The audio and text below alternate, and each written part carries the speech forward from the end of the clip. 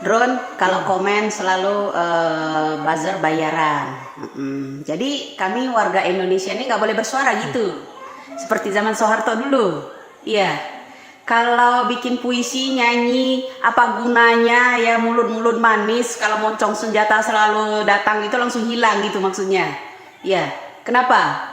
Hei, kenapa tidak suka dengan cerita-cerita saya? Tidak suka dengan saya buka-buka gini. Semoga saja ya Drone, rakyat Indonesia dengan cuap-cuapan saya tuh bisa melek. Kemarin saya sudah beberkan orang-orang yang dekat cendana itu jadi keblinger. Ya kenapa? Enak ya jadi bohirnya itu kadrun itu ya, bisa bikin mereka itu murtad, bisa ya jadi bohirnya itu asal kenyang aja teriak. Macam anjing pelacak itu, asal dikasih daging teriak, disuruh loncat loncat, disuruh teriak teriak, suruh dodok dodok. Ya begitu nggak kalahnya lo itu ya, jauh-jauh kayak gitu ya.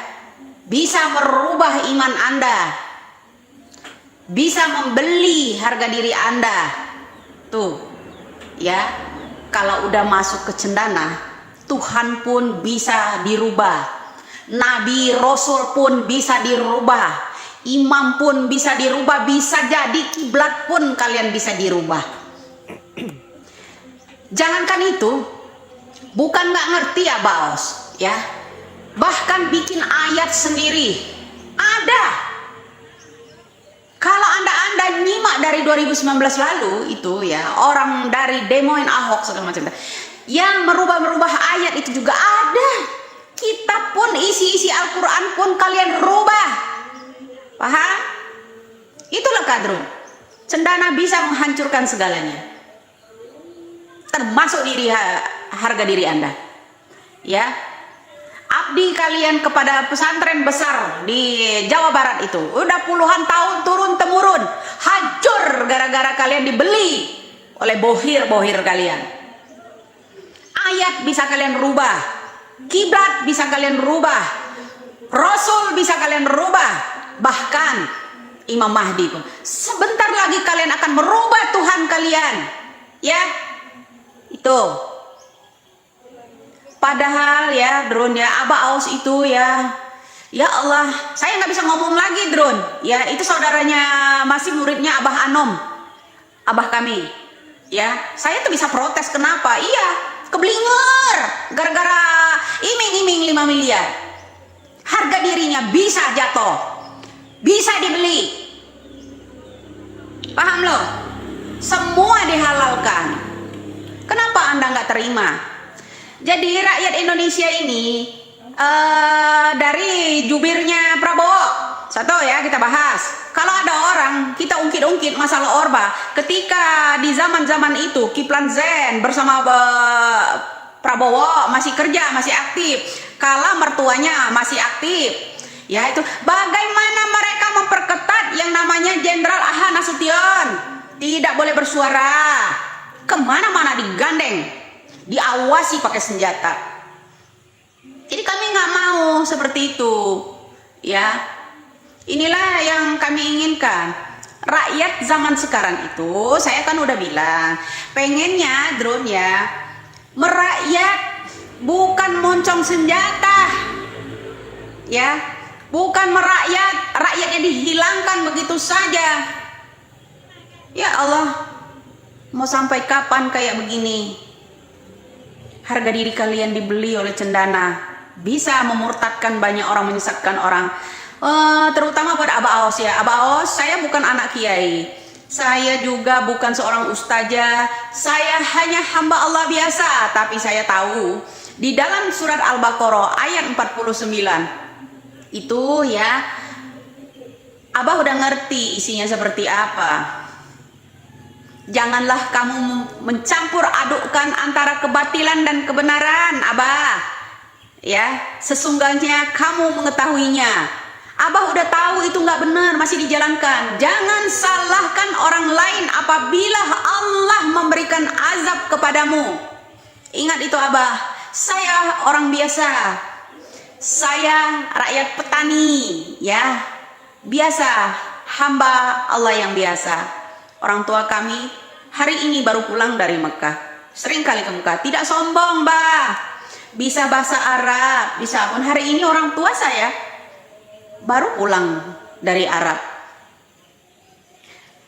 Nggak perlu kita membudayakan orang lain dengan tameng-tameng budaya, tameng agama, dan sebagainya. Cerahkanlah masyarakat Indonesia. Masa diajarin sama anak ingusan, Bah?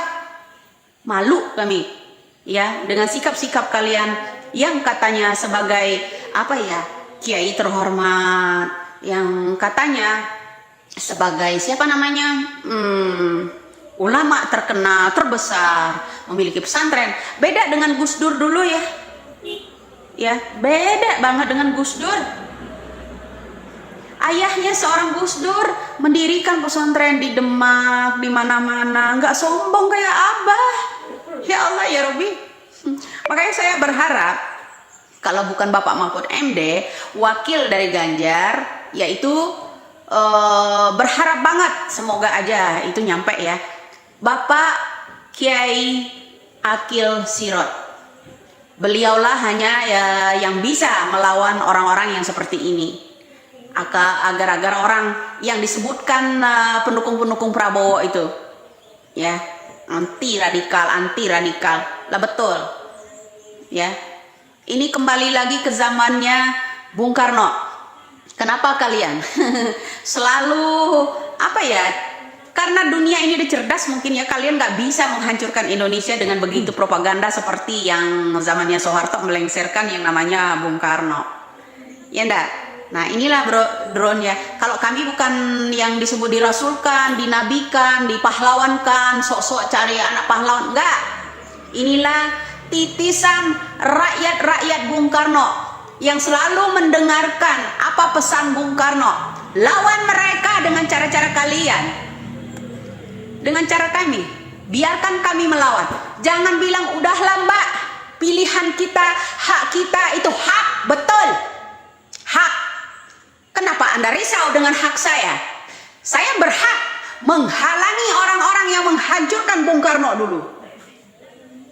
Berhak nggak? Kalau sampean komen bilang, udahlah Mbak Widya ya, kamu banyak cocot segala macam ya, hak kami pilih Prabowo. Hak kamu pilih Ganjar, betul. Saya juga berhak menghalangi ante-ante Orba berkuasa, bukan jadi pemimpin. Cukup bro, 35 tahun ya selama dia menjabat. 32 tahun kita menderita digenggam oleh Orba. Masih kurang kamu? Betul, saya juga punya hak. Kalau Anda bilang Anda punya hak, saya juga punya hak. Saya berhak melawan dengan cara saya sendiri. Melawan propaganda Anda, membawa-bawa agama, membawa-bawa suku, membawa-bawa etnis. Itu hak saya. Apa saya tidak berhak? Itu hak saya bersuara. Kami pun berhak menghalangi ante-ante Orba yang banyak sandiwara berpura-pura di Indonesia ini. Paham? Semangat kami nggak akan runtuh. Secara kebetulan saja, anak mantan seorang pemberontak melawan anak seorang mantan polisi.